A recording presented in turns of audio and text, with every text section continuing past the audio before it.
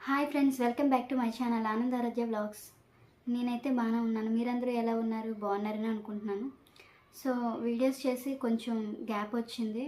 So gap రావడానికి గల కారణం ఏంటంటే, ఇంతకుముందు నేను ఒక లాంగ్ వీడియోలో అయితే ఒక గుడ్ న్యూస్ అని మీతో షేర్ చేసుకున్నాను. అదేంటంటే, నా సెకండ్ ప్రెగ్నెన్సీ కన్సీవ్ అప్పుడు గుడ్ న్యూస్ అని చెప్పి మీతో షేర్ చేసుకున్నాను కదా ఒక లాంగ్ వీడియోలో. చాలా హ్యాపీగా ఫీల్ అయ్యాం. కానీ ఆ హ్యాపీనెస్, ఆ గుడ్ న్యూస్ ఎన్ని రోజులు కూడా మాకు నిలవలేకుండా పోయింది. ఏంటంటే, నాకు 4th మంత్ నేను కన్సీవ్ అయిన 4th మంత్ ఒక 20 డేస్ అయింది. 5th మంత్ రావడానికి ఒక 10 డేస్ ముందనగా నేను మీతో ఇది గుడ్ న్యూస్గా షేర్ చేసుకున్నాను, నేను మా హస్బెండ్ కలిపి. కానీ ఆ హ్యాపీనెస్ ఎన్ని రోజులు కూడా లేకుండా పోయింది. అసలు నేను ఎందుకు ఎంత తొందరగా కూడా షేర్ చేశానని అనిపించింది మీతో. ఎందుకంటే ఆ రోజు అది షేర్ చేసుకుని ఉండకపోతే ఈరోజు ఇది కూడా షేర్ చేసుకునే అవసరం వచ్చేది కాదు. సో నేను చెప్పాను కదా, నాకు 4th మంత్ వచ్చిన 20 డేస్కి అంటే 5th మంత్ రావడానికి ఒక 10 డేస్ ఉందనగా నేను మీతో షేర్ చేసుకున్నాను. 5th మంత్ వచ్చిన అంటే మంత్లీ చెకప్ డాక్టర్ దగ్గరికి వెళ్తాం కదా. సో అలాగే నాకు 5th మంత్ వచ్చిన ఒక 20 డేస్ తర్వాత అయితే మంత్లీ చెకప్ కానీ డాక్టర్ దగ్గరికి అయితే నేను వెళ్ళాను. ఆ 5th మంత్ వచ్చిన 20 డేస్తో మీకు తెలుసు కదా, 5th మంత్లో టిఫా స్కాన్ అయితే చేస్తారు కదా. సో నేను చెకప్కి వెళ్ళేటప్పుడు డాక్టర్ గారు నాకైతే టిఫా స్కాన్ అండ్ అలాగే బ్లడ్ టెస్ట్, యూరిన్ టెస్ట్ అవి 3 కూడా చేయించుకోమని సార్ చెప్పారు. నేను స్కాన్కి అయితే వెళ్ళాను కదా. ఆగస్ట్ 28న వెళ్ళాను నేను స్కాన్కి. 5th మంత్ వచ్చిన 20 డేస్కి స్కాన్కి వెళ్ళేటప్పుడు డాక్టర్ గారు చాలాసేపు అసలు నాకు స్కాన్ చేస్తున్నారు. నార్మల్గా అయితే తక్కువ కొంత టైంలోనే చేస్తుంటారు కదా, కొంచెం నాకు ఎక్కువ టైం అలా చేస్తూ ఉన్నారు. ఏం తింటే టైం తీసుకొని చేస్తున్నారు అనేసి నాకు ఒక పక్క టెన్షన్ స్టార్ట్ అయిపోతుంది. నార్మల్గా మనం స్కానింగ్కి వెళ్తే అక్కడ స్కాన్ డాక్టర్ అయితే మనతో ఏం కూడా మాట్లాడరు. వాళ్ళు ఓన్లీ రిపోర్ట్స్ ఇచ్చినంత వరకు మాత్రమే వాళ్ళ పని. వాళ్ళు ఇచ్చిన రిపోర్ట్స్ మన కన్సల్టెంట్ డాక్టర్ దగ్గరికి వెళ్ళి మనం చూపించుకొని ఆ రిపోర్ట్స్ సార్ మనతో చెప్తారు. వాళ్ళు ఏం కూడా మనకు చెప్పరు కదా. మాత్రం సార్ చాలాసేపు అలా చేస్తూ స్కాన్ చేస్తూ అక్కడ రిపోర్ట్ టైపింగ్ చేసే అమ్మాయి ఉంటుంది కదా, ఆ అమ్మాయికి అయితే ఏదో పని మీద కొంచెం బయటకు పంపించి సార్ అయితే నాకు ఒక మాట అయితే అడిగారు. ఏంటమ్మా, బేబీకి బ్రెయిన్ అయితే కూడా డెవలప్మెంట్ అవ్వలేదు, బ్రెయిన్ అంతా చిందరవందరగా ఉంది బేబీకి అని అన్నారు. ఇంకా నాకైతే టెన్షన్ స్టార్ట్ అయింది. ఇంకా అది చెప్పేలోపు ఇంకా మళ్ళీ ఇంకా బేబీకి వెన్నుపూస కూడా సరిగా ఏర్పడలేదమ్మా, బాగాలేదు, బ్రెయిన్ వెన్నుపూస 2 కూడా ఏర్పడలేదు, బాగాలేదు అసలు అని చెప్పారు. అలాగే మళ్ళీ మీది మేనర్కం అని కూడా అడిగారు సారు. కాదండి అని చెప్పాను. ఇంకా సరేనమ్మా బయట కూర్చొని చెప్పి పంపించేశారు బయటికి. ఇంకా తెలిసిన తర్వాత ఇంకా ఏముంటుంది చెప్పండి. ఇంకైతే ఆ స్కాన్ రూమ్లో నుంచి ఇంకా ఏడ్చుకుంటూ బాధపడుతూ ఇంకా ఏడుస్తూ అలా బయటకైతే వచ్చేసాను. మా వారును పాప అయితే బయట కూర్చొని ఉన్నారు కదా, నేను ఏడ్చుకుంటూ వచ్చి అతని పక్కన కూర్చొని ఉన్నాను. అతను అడుగుతున్నారు అనమాట, ఏమైంది. అతను అనుకున్నారంటే స్కాను కొంచెం బాగా ప్రెస్ చేసి ఉంటారు, నొప్పి వచ్చి ఏడుస్తుందేమో అని అనుకుంటున్నారు అతను. అప్పటికే అడుగుతున్నారు, ఎందుకు ఏడుస్తున్నావు, ఏమైంది, ఏంటి అంటే అప్పుడు నేను చెప్పాను అనమాట, ఇలాగా బేబీకి బ్రెయిన్ గ్రోత్ అవ్వలేదంట, వెన్నుపూస కూడా సరిగా ఏర్పడలేదంట, బేబీ బాగాలేదనేసి సార్ అంటున్నారు అంటే నేను వెళ్ళి ఒకసారి మాట్లాడుతాను, అడుగుతాను అని అన్నారు అతను.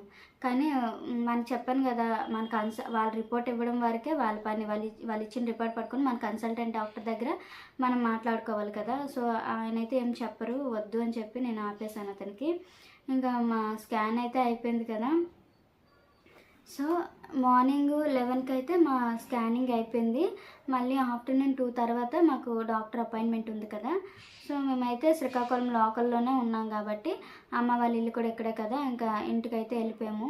ఇంటికి వెళ్ళాక చాలా అంటే చాలా బాధపడి ఏడ్చాను. ఇంకా నన్ను వాదార్చడం అయితే ఎవరి తరం కూడా కాలేదు అసలు. నాతో పాటు మా అమ్మ నాన్న అందరూ కూడా చాలా బాధపడ్డారు. అసలు దగ్గరికి అయితే వెళ్ళాను. సో వెళ్ళిన తర్వాత అక్కడైతే ఒకరు కాదు, 2 డాక్టర్స్ ఉన్నారు. ఒక లేడీ డాక్టర్ అను సార్ ఉన్నారు. ఇద్దరు కూడా రిపోర్ట్స్ అన్నీ చూసి ఒక్కసారి కొంచెం షాక్ అయ్యి అడిగారు, ఏంటమ్మా మీది మేనర్కమా అని అడిగారు. కాదు సార్ అని చెప్పాను. చెప్పిన తర్వాత అతను ఒకటే అన్నారు, ఇంత చాలా ఎక్కువ కేసెస్ ఇలాగే ఉంటున్నాయి, అది ఎందుకు ఇలా అవుతుందో కూడా మేము కూడా ఇంకా దాన్ని కనిపెట్టుకోలేకపోయాం. సో ఏదైనా సరే ఇలాంటి బేబీస్ని అయితే ఉంచడం కరెక్ట్ కాదు, ఉంచకూడదమ్మా. ఇంకా నార్మల్ డెలివరీ చేసి అయితే తీసేద్దాము, ఎందుకంటే నీకు ఫస్ట్ సిజరీన్ అయ్యింది కాబట్టి మళ్ళీ ఇప్పుడు సిజరీన్ చేసి మళ్ళీ రేపొద్దున ఇంకోది ఏదైనా కన్సీవ్ అయిన తర్వాత మళ్ళీ అది 3 ఆపరేషన్స్ అయిపోతాయి కాబట్టి నీ బాడీ సహకరించలేదు.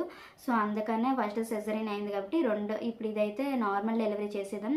3 మంత్స్ ప్రెగ్నెన్సీ అయితే మెడిసిన్ ద్వారా దాన్ని బ్లీడింగ్ ద్వారా పోవచ్చు.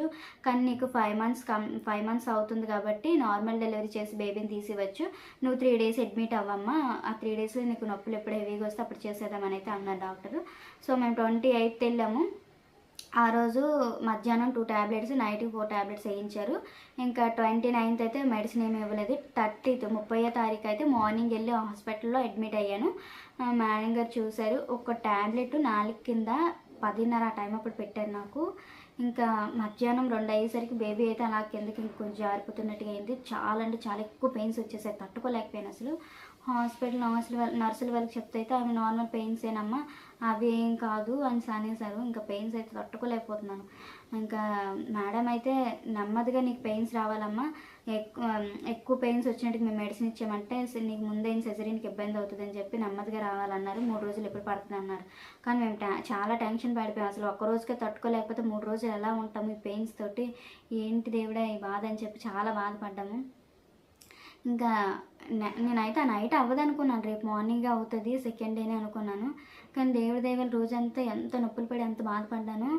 నైటు 9:30, 10 అయ్యేసరికి నేను ఉన్న రూమ్లోనే నార్మల్ డెలివరీ ఫస్ట్ అయితే ఉమ్ము నీరే, దాని తర్వాత బేబీతో సహా అంతా కూడా బయటకు పడిపోయింది. అసలు ఆపరేషన్ థియేటర్కి వెళ్ళి వాళ్ళ చేత చేయించుకునే అంత అయితే సిచ్యువేషన్ రాలేదు. కొంచెం ఎక్కువ బాధపడి పెయిన్ పడినా కూడా ఆ రూమ్లోనే చక్కగా అయితే నార్మల్ డెలివరీ అయిపోయింది. ఇంకా మార్నింగ్ ఇంకా లోపల డస్ట్ అంతా క్లీన్ చేసేసారు. మార్నింగ్ మేడం కూడా క్లీన్ చేసేసారు. నెక్స్ట్ డే అయితే ఇంకా ఇంటికి పంపించేస్తామని చెప్పి డిశ్చార్జ్ ఇచ్చేశారు. కానీ చాలా అంటే చాలా బాధ అనిపించింది. బేబీ అయితే అసలు నాకు పెద్ద కూతురులాగే, పాప అయితే పుట్టిందేంటి, మొత్తం అన్ని పార్ట్స్ కూడా పాపకి వచ్చేసాయి. కళ్ళు, ముక్కు, చెవి, చేతులు అన్నీ వచ్చేసాయి.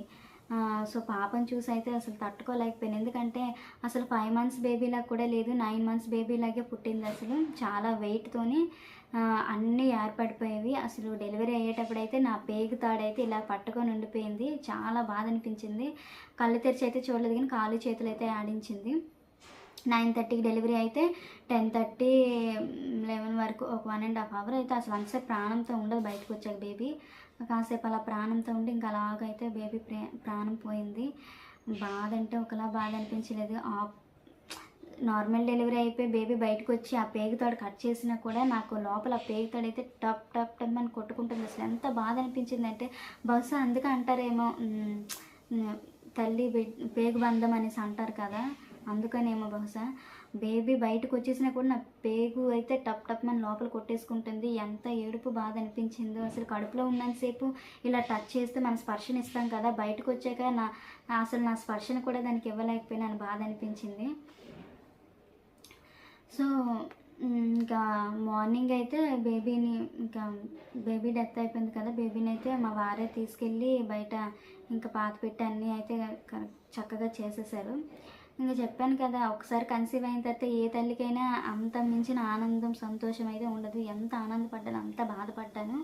ఇంకా నాకు ఒక 10 days ఉంటే 6 month కూడా వచ్చేది. నాకు 6 months, ఇంకా 3 months ఉంటే బేబీ కూడా మన చేతికి వచ్చేస్తుంది. అంత ఆశతో ఎదురు చూస్తాం కదా, అదంతా అలా అయిపోయింది. ఇంకా హాస్పిటల్ నుంచి ఇలా ఖాళీ చేతులతో బయటకు వస్తే ఇంకా బాధ అనిపించింది. డెలివరీ టైం ప్రెగ్నెన్సీ అయిన తర్వాత ఇంకా హాస్పిటల్ నుంచి వస్తే బేబీతోనే చేతులు పట్టుకొని బయటకు వస్తాం కదా, నేనైతే ఉట్టి ఖాళీ చేతులతో ఇంకా బయటకు వచ్చేసరికి చాలా బాధ అనిపించింది. నార్మల్ డెలివరీ ఏ విధంగా అయినా కూడా ఇంకా మనం అవన్నీ పాటించాలి కదా, హెయిర్ వెళ్ళకుండా క్లాత్ కట్టుకోవడం కానీ, నడుము కట్టుకోవడం కానీ అన్నీ ఉంటాయి కదా. సో అవన్నీ పెట్టుకుని కూడా నా చేతిలో బేబీ లేకుండా పోయింది. నేను ఉట్టి చేతులతో హాస్పిటల్ నుంచి వెళ్తున్నానని బాధ ఎక్కువ అనిపించింది. సరే ఎందుకైనా మనమే సర్ది చెప్పుకోవాలి కదా. అంటే నేనే కాదు, నాలాంటి కేసులు నేను హాస్పిటల్లో 2-3 చేశాను, బయట కూడా విన్నాను. సో అందుకని నాకు నేనే సర్ది చెప్పుకున్నాను. నాకు మాత్రమే కాదు కదా, తల్లి పేగుబంధం ప్రేమ అందరికీ ఉంటాయి, నా ఒక్కదానికే కాదు కదా, ఎవరి వరకైనా ఉంటాయి. సో చాలా వరకు అందరికీ ఇదే కేసు, ఇదే సిచ్యువేషన్ వస్తుంది కదా. సో అవి నేను గుర్తు తెచ్చుకొని నన్ను నేనైతే వాదార్చుకున్నాను. కానీ తల్లి ప్రేమ కదా మనసులో ఎక్కడో దగ్గర అదైతే కొంచెమైనా ఉండిపోతుంది. ఇప్పుడే కదా లైఫ్ లాంగ్ మనం ఇదయ్యే వరకు కూడా ఆ సిచ్యువేషన్ అయితే గుర్తుండిపోతుంది. నాకు ఇలా సెకండ్ ప్రెగ్నెన్సీ కన్సీవ్ అయిన తర్వాత ఇలా ఒక బేబీ పుట్టింది, ఇలా అయిపోయిందని అయితే లైఫ్ లాంగ్ ఇంకా గుర్తుండిపోతుంది. మనం ఎంత మర్చిపోవాలనుకున్నా, ఎప్పుడైనా మాటల్లో చెప్పుకోవాలనుకున్నా కూడా ఉండిపోతుంది కదా. సో నేనైతే మరి ఇదైతే మీతో షేర్ చేసుకోవాలని అయితే అనుకోలేదు. కానీ గుడ్ న్యూస్ అని చెప్పి ఇంతకుముందు నేను మీతో ఒక వీడియోలో షేర్ చేసుకున్నాను. తర్వాత ఒక 2 వీడియోస్లో కూడా చెప్పాను ఇలా అనేసి.